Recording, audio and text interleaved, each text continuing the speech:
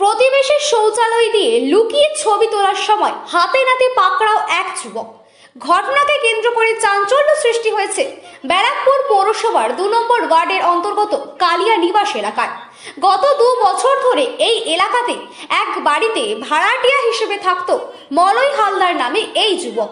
আজ বাড়িতে কেউ না থাকায় মদ্যপ অবস্থায় মলয় নামের এই ভাড়াটিয়া প্রতিবেশী শৌচালয়ের জানালা দিয়ে লুকিয়ে ফোনে তার ভিডিও করছিল, আর তাতেই হাতে নাতে ধরা পড়লে প্রথমে গোটা বিষয়টি অস্বীকার করে। পরবর্তীতে এলাকার লোকজন ক্ষিপ্ত হয়ে তার উপর চড়াও হয়।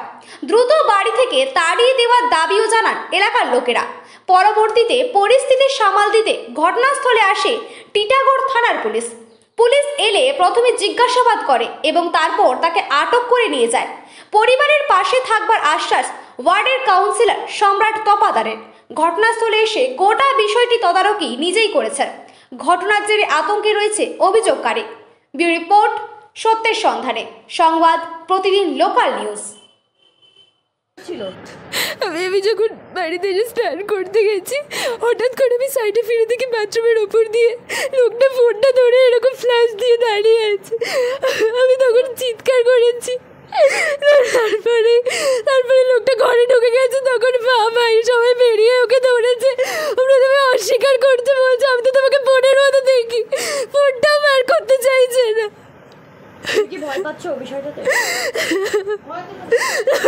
আমি জানি না লোকটা আগে কখনো করেছে কিনা, আজ তো আমি এটা খেয়াল করলাম। আমি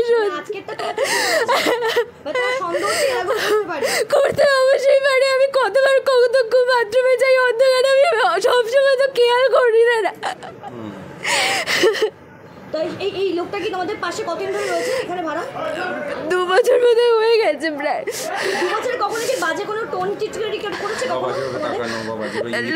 লোকটা মানে অ্যাকচুয়ালি আমি ওনার সাথে খুব একটা ইন্টারাকশন করি না। মানে আসার পথে কখনো কি লোকটা বাজে ভাবে টাকা নেওয়া বা বাজে কোনো কমেন্ট করেছে? না, এরকম সামনাসামনি কখনো করেনি। আজকে মানে জাস্ট আমি শুনেছি লোকটা খারাপ, আমাকে মা আগেও সাবধান করেছে লোকটাকে নিয়ে। বাট আজকে আমি বাথরুমে গিয়ে আমি কি করবো? তুমি কি ভয় পাচ্ছ?